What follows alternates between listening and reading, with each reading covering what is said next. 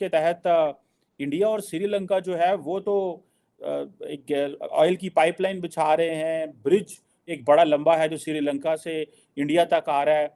दुआएं मांगना शुरू हो जाओ, आयात पढ़ो, जिस हद तक आप कर सकते हैं बस आप गिड़गिड़ा के अल्लाह से दुआएं मांगे कि ये काम हो जाए, और वो काम हो जाएगा।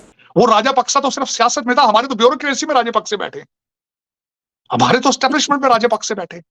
कहते हैं क्या 10-20 साल का प्लान बनाएं, अपने हमसाया कंट्रीज बांग्लादेश और इंडिया की मिसालें हम देते रहते हैं, लेकिन वो कहते ले कमाल होगी उनका। चीमा साहब, सबसे पहले तो मैं ये बताना चाहूंगा कि श्रीलंका एग्जैक्टली इतनी मुमासलत है, इतनी सिमिलैरिटी है, आप सोच नहीं सकते। वहां पे तो एक फैमिली थी राजापक्सा जो इनका सारा कंट्रोल था श्रीलंका पे। हमारा हर पार्टी, हर दूसरा बंदा ही राजापक्सा है। नमस्कार दोस्तों, तो भारत और श्रीलंका के बीच कुछ मुद्दों पर डील हुई है, जिसमें भारत और श्रीलंका के बीच एक पुल भी बनने वाला है, गैस पाइपलाइन बिछाने वाला है भारत, और बताया ये भी जा रहा है श्रीलंका रुपए में ट्रेड करने वाला है और श्रीलंका में यूपीआई भी चलने वाला है। तो एक खबर आ रही है, इस पर पाकिस्तानियों का रिएक्शन भी आया है, आप देखिए। तार साहब, पाकिस्तान के अंदर तो हम बात जो करते हैं कि काश के हम ईरान, सेंट्रल एशिया और रशिया तक जो है वो कनेक्ट कर जाते, लेकिन आज एक डेवलपमेंट हुई है कि जिसके तहत इंडिया और श्रीलंका जो है वो तो एक ऑयल की पाइपलाइन बिछा रहे हैं। ब्रिज एक बड़ा लंबा है जो श्रीलंका से इंडिया तक आ रहा है। तार साहब, ये कनेक्टिविटी का, इन चीज़ों का क्या हमें पता नहीं था कि हम आज अगर बहुत ज़्यादा ऑयल मिडल ईस्ट से डॉलर दे के मंगवा रहे हैं, तो जिस तरह श्रीलंका चाहता है कि वो डिफ़ॉल्ट कर गया बिकॉज उसके पास डॉलर नहीं थे और उसको तेल नहीं मंगवा सका, तो उसने सोचा क्यों ना हम इंडिया से मंगवा लें, इंडिया के पास बहुत ज़्यादा तेल आ रहा है। तो तार साहब, हम नहीं ऐसा कुछ कर सकते थे? हम ऐसे एक्सपीरियंस से, या हमारे लोग या हमारी एलीट इन चीज़ों को नहीं सोच सकती या समझ सकती जो इंडिया और श्रीलंका को समझ आ गई है? चीमा साहब, सबसे पहले तो मैं रानिल विक्रमसिंघे का दौरा जो अभी है उसको थोड़ा सा मैं उसके बारे में बात करूंगा, और उसके बाद मैं बताना चाहूंगा कि पाकिस्तान और श्रीलंका की क्या सिमिलैरिटीज हैं जो अभी रिसेंट उनके साथ जो डिफॉल्ट करने का सिलसिला हुआ है। इकोनॉमिक सिमिलैरिटीज, करप्शन की सिमिलैरिटीज, राजापक्सा, मैं उन पे बात करूंगा। और उसके बाद मैं बताना चाहूंगा आपको कि क्या वजह है कि हम उस डायरेक्शन पे क्यों नहीं जा रहे, जिस तरह आपने सवाल किया।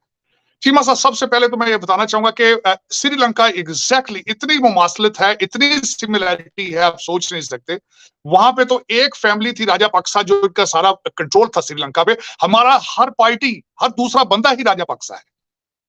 हमारा तो राजापक्सा मल्टीप्लाई कर लें 5,000, हमारा तो 5,000 बंदा राजापक्सा बैठा है बिल्कुल ही, जो अपनी फैमिली से कुछ सीट बचती है, बच्चा कुछ बाहर हो रहा हो तो बाहर किसी को देते हैं, वरना जो बच्चे उनके स्कूलों में हैं उनको भी वो मेरा पसंद किसी चीज में ले जाते हैं। बिल्कुल ये सिमिलरिटी, राजापक्सा सारी फैमिली इस करप्शन में। फिर चाइना उनको पैसे दिए, उन्होंने किकबैक्स लिए, उन्होंने सारा कुछ किया, उनके हाथ में खेले चाइना के। और फिर हालांकि के बावजूद कि उनकी भारत के साथ बहुत उनका एक तो बॉर्डर बहुत वीक है, उनका तकरीबन 50 किलोमीटर के फासले पे दरमियान में समुद्र है जो फासला है। दूसरा, अगर देखा जाए उनकी वहां पे जो एथनिक पॉपुलेशन है, अब तमिल जो है, और दूसरा कल्चरल अंडरस्टैंडिंग, और उसके बाद रिलीजियस अंडरस्टैंडिंग, इसके बावजूद वो चाइना के हाथों में खेले और वो जलीलो ख्वार हुए, उसमें जलीलो ख्वार हुए। अब मैं उसमें बताना चाहूंगा कि पिछले साल जनवरी से लेकर जुलाई तक $4 बिलियन इंडिया ने वहां पे दिया है। अब इंडिया वहां पे देता है क्योंकि उनका भी एक खिंचाव शुरू हो चुका है। इंडिया चाहता है कि चाइना वहां पे ना आए, और उसकी एक बड़ी मिसाल कुछ पहले नजर आई। चाइना का एक जासूसी करने वाला वहां पे आया, और वहां पे वो डायरेक्ट भारत के एटॉमिक एसेट्स को वहां पे आके वो चेक करा। भारत को उस पर एतराज था, श्रीलंका के ना चाहते हुए भी वो शिप वहां खड़ा रहा। वो राजापक्सा तो सिर्फ सियासत में था, हमारे तो ब्यूरोक्रेसी में राजापक्से बैठे, हमारे तो एस्टेब्लिशमेंट में राजापक्से बैठे। हमारा तो साड़ी पंजाबी में कहते हैं इट पुट्टो राजापक्सा था।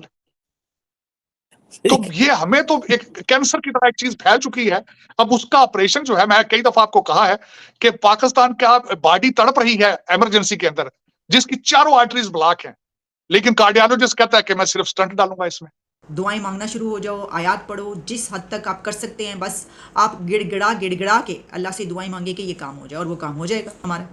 तो देखिए कितना फ़र्क है हमारे जो वे ऑफ वर्किंग है और दूसरों का जो सिस्टम है इकोनॉमी का कैसे चलती है। तो यही तो वजह है। देखिए वो लोग बनाते हैं अपने 20 ईयर्स के प्लान, हमें क्या ज़रूरत है बनाने की, इसकी वजह क्या है? हमें पता है कि हमारे पास 2 बंदे ऐसे होंगे जो साइड पर बैठ के दुआएं मांग रहे होंगे, हमारा काम तो हो जाएगा। तो हम इतनी मेहनत क्यों करें? हम 10-10, 20-20 साल के अपने प्लान क्यों बनाएं? ज़रूरत नहीं।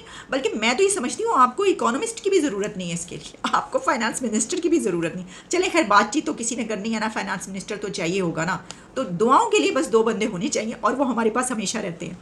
तो मैंने आपको सही कहा ना कि जिस तरह क्रिकेट मैचेस में होता है ना, इंडिया पाकिस्तान के मैचेस में, कि आखिरी लम्हात में दुआएं मांगी जा रही होती हैं, तो हम भी आखिरी लम्हात में, क्योंकि आदी हो गए ना, हम कहते हैं क्या 10-20 साल का प्लान बनाएं।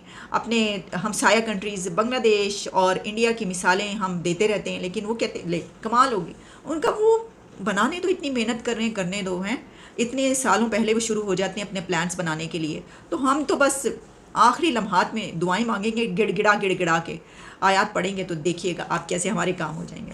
ये भी एक फार्मूला है।